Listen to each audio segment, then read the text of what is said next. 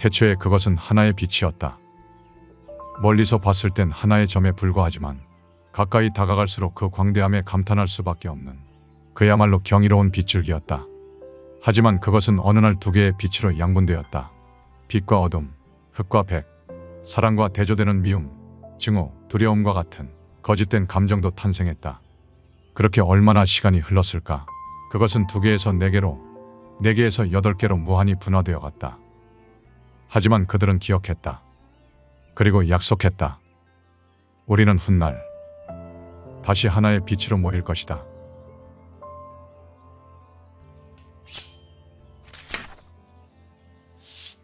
첫 번째, 누가 나를 해치는가?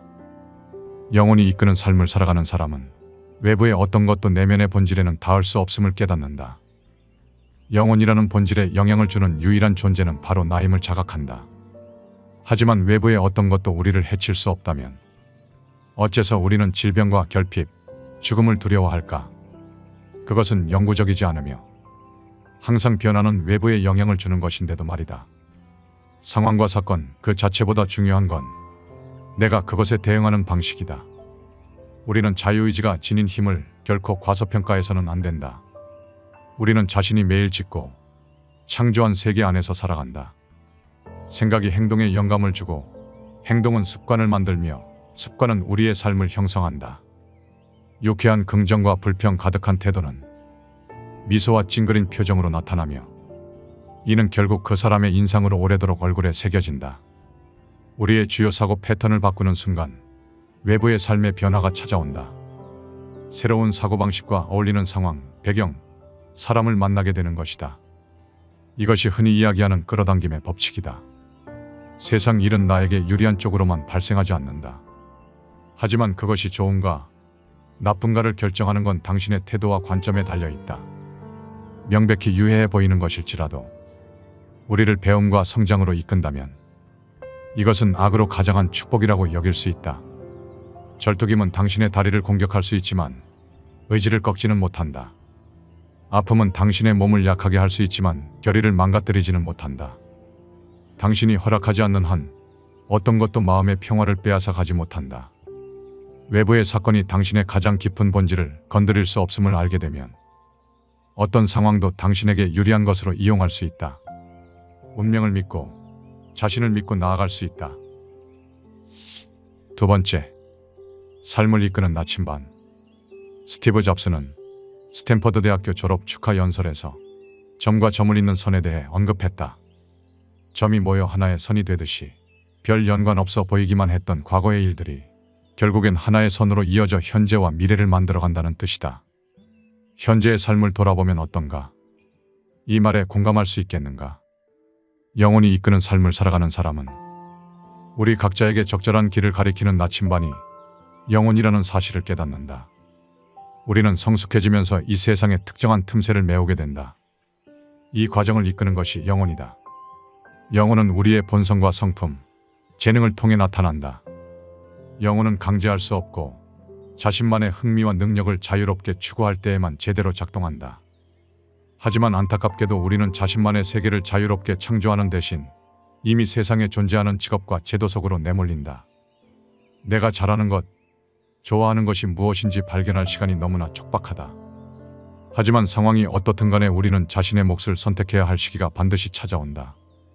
그러나 두려워할 필요 없다. 삶은 언제나 우리가 걱정했던 만큼의 최악의 결과를 보여주지 않는다. 그 당시엔 머리를 싸매고 고민했던 일이 지나고 돌아보면 별게 아니었던 경우도 많다.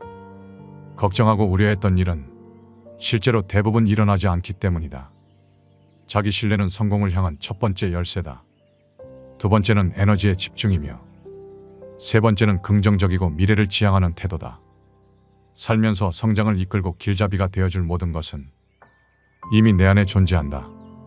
당신이 원하는 것은 적절한 시기에 적절한 형태로 그 형체를 갖추기 위한 만반의 준비를 하고 있다. 하지만 이것을 실체화하기 위해서는 결국 당신의 생각과 행동 없이는 불가능하다. 영혼의 나침반이 가리키는 최적의 길을 믿고 나아가라. 세 번째, 삶의 목적. 우리는 누구인가? 이 질문을 받으면 우리는 이름, 직업, 나이, 연봉 등 복합적으로 자신을 소개할 것이다. 물론 틀린 것은 아니다. 하지만 이것들은 우리가 잠시 가지고 있거나 그렇게 불리길 원하는 것이다. 누가 진짜 이것들을 가지고 있는가? 우리는 진짜로 누구인가? 방 안의 전등을 떠올려보자. 빛과 전구 중에 무엇이 중요한가? 전구는 빛을 내는 수단일 뿐이다. 자신이라는 단어는 두 가지 의미를 지닌다. 하나는 제한된 자신, 다른 하나는 무한한 자신이다. 자신을 특정한 속성이 있고 성취를 이룬 육체적 존재로 인식한다면 제한적이고 단편적인 자신만을 이해하는 것이다. 하지만 자신을 물리적인 몸 안에 영원히 구현된 정신적인 존재로 인식한다면 무한한 자신, 즉 온전한 자신을 이해하게 된다. 대부분의 사람은 자기 자신에 대해 너무 가끔씩만 생각한다. 대신에 자신의 몸이나 돈, 소유물, 지위와 같은 자기 자신을 제외한 모든 것을 더 많이 생각한다. 제한된 자신으로만 나를 인식한다면 행복은 끊임없이 변하는 육체적, 물질적 상태로만 좌지우지될 것이다. 하지만 우리는 육체가 아니다. 또한 감정과 정신도 아니다. 육체와 정신을 가진 영혼이 진짜 우리의 정체성이다. 특성과 능력은 내가 지닌 것이다. 하지만 진정한 나를 정의하지 못한다. 이 세상에서 영혼을 표현하는 수단으로 자신의 특성과 능력을 사용할 때 우리의 잠재력은 최대치에 도달할 것이다. 이것이 바로 영혼이 이끄는 삶이다. 영혼이 이끄는 삶은 진실에 따라 생각하고 말하고 행동하는 삶을 의미한다. 그리고 이를 허락해 준다면 온전히 진정한 자기 자신이 될 것이다. 네 번째, 가장 가까운 천국. 천국은 어디에 있을까? 별보다 한참 위에 있을까? 아니다. 천국은 매우 가까이 있다. 종교의 언어에서 위에 있다는 것은 실제로는 우리 안에 있다는 것의 은유적 표현일 뿐이다. 영혼이 이끄는 삶을 사는 사람은 현재를 산다. 지금 앞에 놓인 일에 집중하고 몰입한다. 영원함은 과거와 미래에 있지 않다. 지금 현재에 이미 존재하기 때문이다. 어제를 곱씹고 내일을 걱정해서 좋을 것이 무엇인가? 마음이 불안해지고 신경이 날카로워지고 배가 뒤틀리고 우울해질 뿐이다. 과거는 뇌의 기억일 뿐이며 미래는 꿈이자 허상일 뿐이다. 당신이 생각하고 느끼고 행동할 수 있는 실질적 시간은 오직 지금 이 순간뿐이다. 이 순간이 삶과의 접속이고 힘의 핵심이다. 가장 긴 삶과 가장 짧은 삶조차 이 지점으로 함께 수렴된다. 얼마나 많은 세월이 우리 앞뒤에 펼쳐져 있든 현재의 이 순간은 여전히 그대로다. 즉, 지금 이 순간이 우리가 가진 모든 것이다. 시간은 존재가 실제한다는 허상을 주기 위한 장치일 뿐이다. 이 삶 너머에서 우리를 기다리고 있는 것을 알 수는 없다. 하지만 오늘을 잘 사는 것이 내일을 준비하는 최선의 방법인 것처럼 이 삶을 잘 사는 것이 다음에 올 삶을 대비하는 최선의 방법일 것이다. 영혼이 이끄는 대로 살아라. 사랑, 웃음, 의미 있는 노동으로 하루하루를 채워라. 잘 사는 것은 그 자체만으로도 삶의 이유가 된다. 다섯 번째, 신은 내 안에 있다. 신은 밖이 아니라 우리 안에서 발견할 수 있다. 이것이 시대를 초월한 공통된 메시지다. 자신의 밖에서 신을 찾는 한 결코 평화에 도달할 수 없다. 하지만 자신을 들여다보고 내 안에 신이 있으며 신 안에 내가 있다는 것을 알게 되면 이해를 넘어서는 평화를 얻게 될 것이다. 영혼이 이끄는 삶은 자기 자신을 생각하고 느끼는 것에서부터 시작된다. 또한 다른 사람을 사랑하고 돕는 것에서 시작된다. 삶을 신성한 영혼이 담긴 투명한 그릇으로 만들어라. 지금은 비록 그 영혼이 존재한다는 것을 겨우 알 정도로 언뜻 보일 뿐이라도 괜찮다.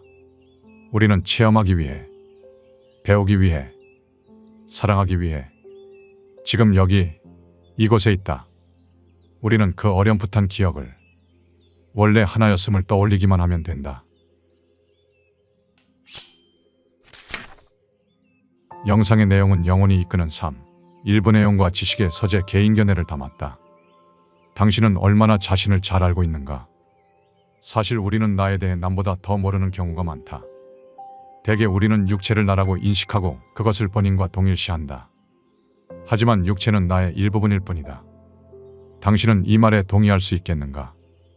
우리가 사는 세상은 영적인 것을 추구하면 이상하다는 꼬리표가 따라붙는다.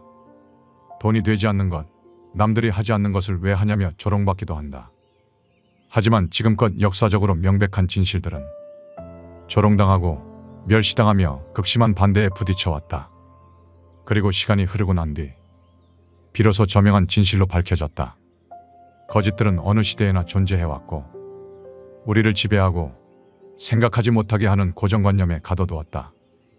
하지만 거짓은 언제나 관념을 깨부순 진실이 등장했을 때 힘을 잃고 흔적도 없이 사라져버렸다. 당신이 진실로서 여기는 것이 거짓일 수 있다. 또한 당신이 거짓으로 여기는 것이 진실일 수도 있다.